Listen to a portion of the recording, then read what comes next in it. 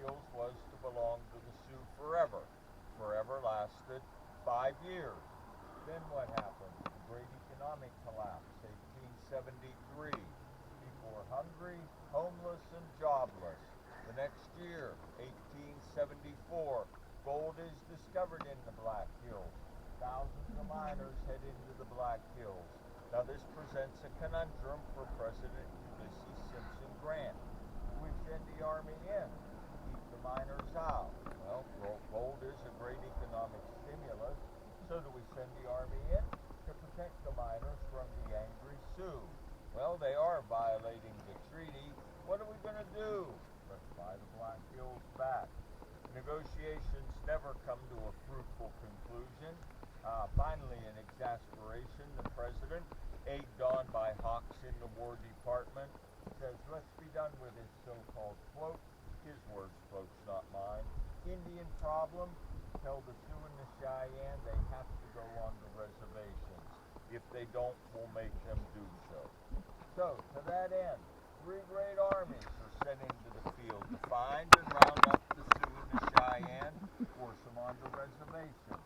Out of the south from Wyoming, General George Crook comes with 1,000 soldiers, in addition to which he has between 200 and 300 Crow and Shoshone Indian scouts. Crow and Shoshone Indians, longtime enemies of the Sioux and the Cheyenne, felt they had to ally themselves with the whites to survive.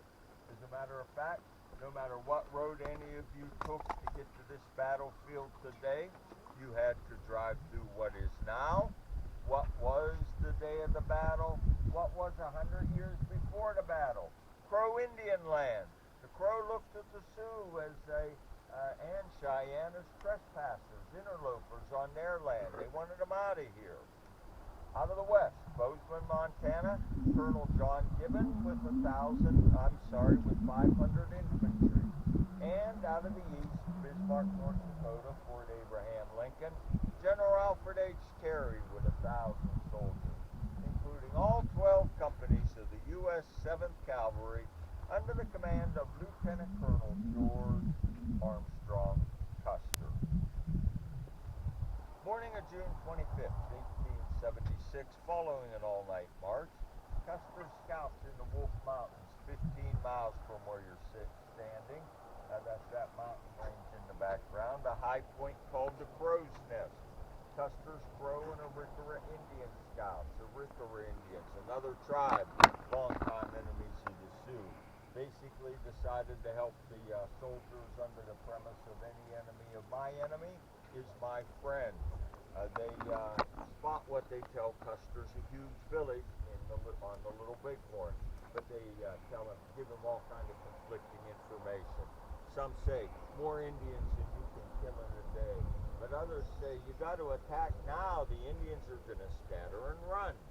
Custer was obsessed with the idea the Indians would scatter and run because he knew from his time out west, as all soldiers who had spent time out west knew, that in time of war it was very difficult to find an Indian village. Anytime soldiers were known to be in the area, the Indians would pick up and scatter because the safest, most practical, and efficient way to keep the women, children, and non-combatants safe is to get them out of harm's way. Nonetheless, Custer decides to keep his men and horses sitting in the hills throughout the day. Let them rest. He especially wants to give his scouts time to reconnoiter. He wants to know an exact location of the village. He wants to know a size of the village. He wants to know the lay of the land. Armed with this information, Custer plans to ride out at dark, surround the village in the middle of the night, and as the Army often did in plains Indian warfare, attack at dawn the next morning. But Custer then receives what he believes is credible evidence the man's been spotted. He feels he has to attack immediately. He's afraid the village will be gone by the next morning. Custer moves out from the Crow's Nest with 566 enlisted men, 31 officers, fighting force 597 men. In addition to which, he has 40 scouts, Crow and Arikara, most of them. He he has 10 civilians, guides, interpreters, and mule packers.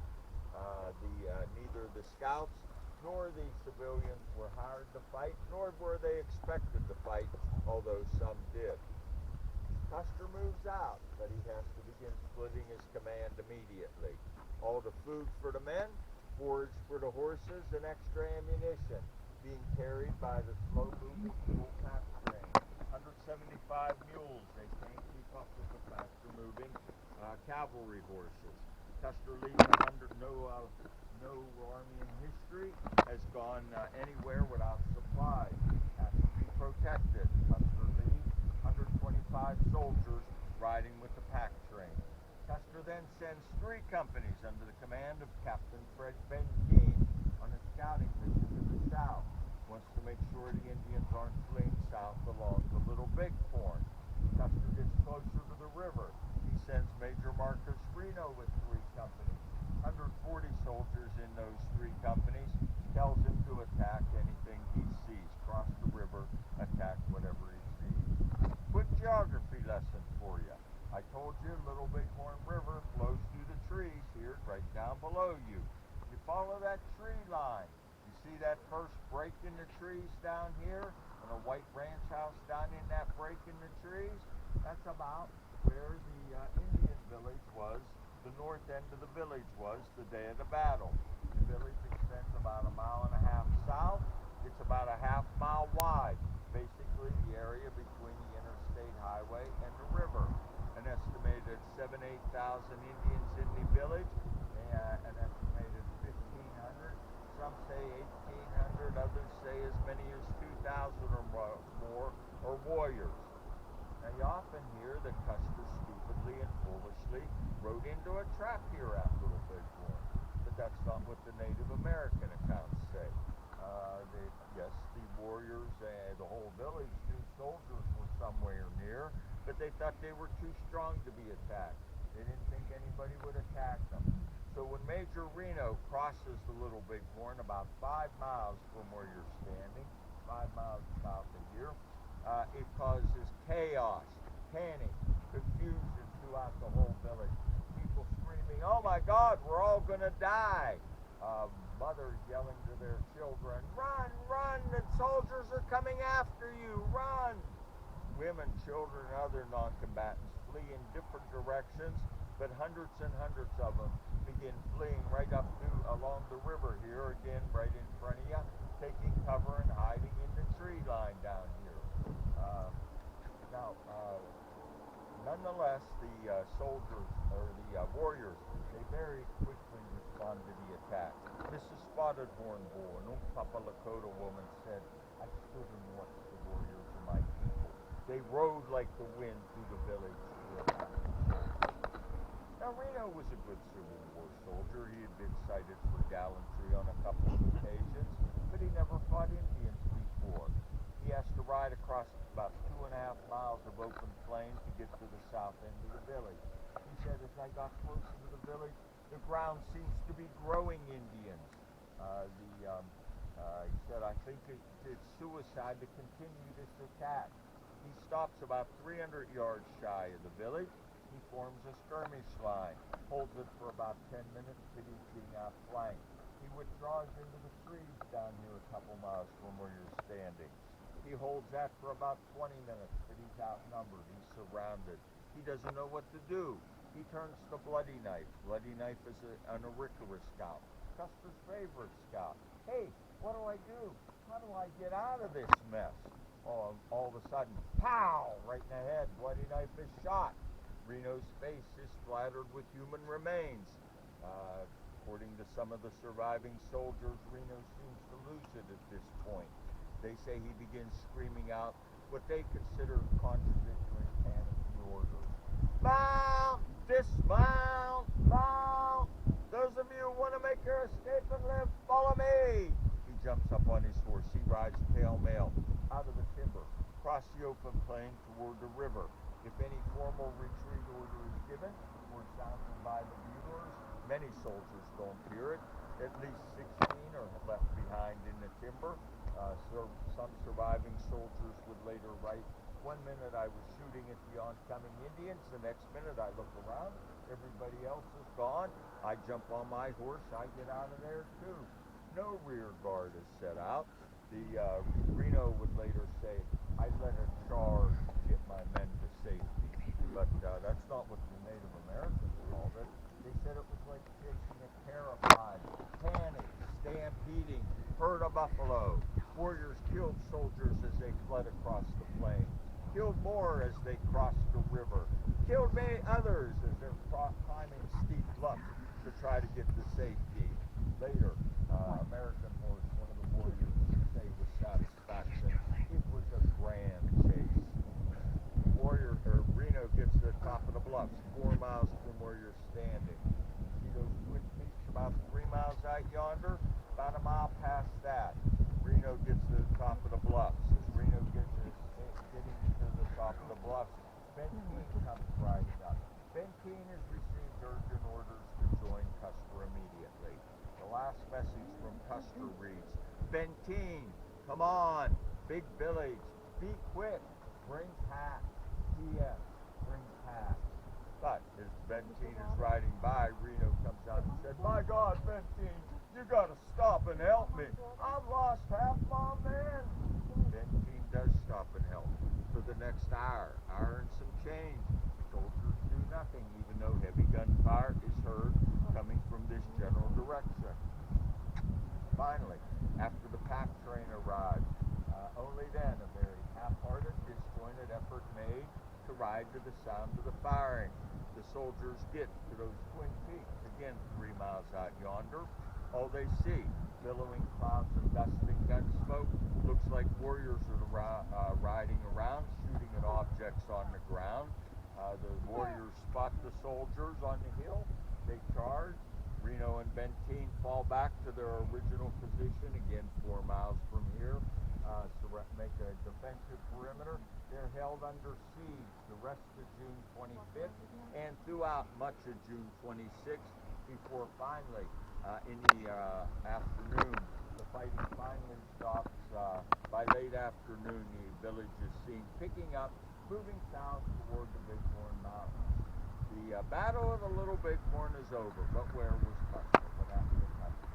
Now I freely acknowledge when you start talking Custer's movements here at Little Bighorn, absolute certitude is not to be had. There's mountains of evidence, but much of it's contradictory. Nonetheless, what I think may have happened is this. Custer has 5 companies under his immediate command, 2 under 10 men, including himself. You've got to keep 3 things in mind. First, nobody knows exactly what Custer's battle plan is at this point, because he doesn't tell anybody. He doesn't tell Reno anything. He never told Benteen anything. Also, Custer most likely does not know that Reno is being so badly whipped he's no longer a threat. That leaves all 1,500 or more warriors free to come up and attack Custer and his 200 men. Finally, Custer never understands, probably until his dying moment, that Benteen's not coming.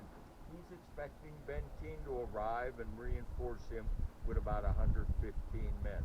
So, Custer and his 5 companies, 210 men, they ride down a drainage called Medicine Tail Coulee. Goes down to about where the north end of the Indian village is. They do not cross the river. They met with some resistance. There's some fighting, not a whole lot of casualties. Custer then withdraws to what we call Calhoun Hill. If you follow the road here, they're along the ridge here, and about a quarter of a mile past where those 2 vehicles are parked on the road, you see a big bush in front of them. To the left of that bush, maybe 250 yards, 300 yards, that's Calhoun Hill. Here is where I believe Custer makes his fatal mistake, splitting his command once too often. He needs 3 companies, 120 men. We call it the right wing on Calhoun Hill to act as a rear guard and as a beacon for Benteen. About 120 men again in those 3 companies. Custer then takes the remaining 2 companies, 80 men or 90 if you count the 10-man command staff, rides behind the ridge where we're all standing, sweeps down, goes down to the river. Why? Men and women, children, and non-combatants are hiding down there, right? Most historians believe Custer's battle plan at this point is to try to round up women and children to use as hostages, human shields. That would leave so Custer knows the warriors won't attack their own non-combatants. That'll leave the soldiers free to burn the entire village, kill thousands of ponies. Basically, Custer probably thinks he can win the battle, end the war, end the fighting and the bloodshed right here and now. Custer is either repulsed by warriors or comes back up this way to wait for Ben King. He has one company down here in the National Cemetery around the parking lot in the visitor center, and that, folks, is a national cemetery. It's like Arlington. Has almost nothing to do with the Custer dead here. One company fighting there, another company fighting down along the trail where you see that cluster of markers down there, so-called basin area. Now, you got to realize, everything I'm going to tell you, I've been talking about here with Custer's movements, this takes time to develop. Maybe an hour, maybe as long as an hour and a half. Because, first of all, it takes warriors some time to disengage from fighting Reno, ride back a couple miles. Some stop to change ponies, but others come up here on foot because they switch to guerrilla tactics up here for the most part.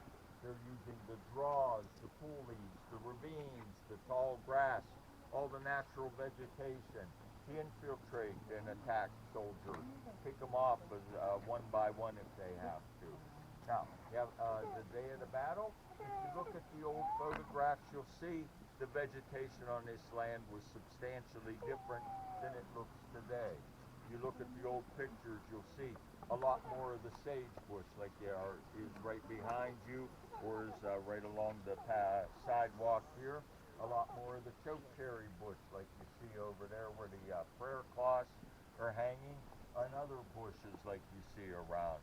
What happened was in 1983, there was a wildfire, burned this whole battlefield. Normally a wildfire will rejuvenate the land, but according to our naturalists, this time the so-called woody bushes didn't rejuvenate. That's because they believe the heat of the fire was so intense it destroyed all the seeds in all these bushes. So they haven't rejuvenated. So there's fighting going on this whole time up here, but it's opportunistic. Relatively few casualties all the time. But,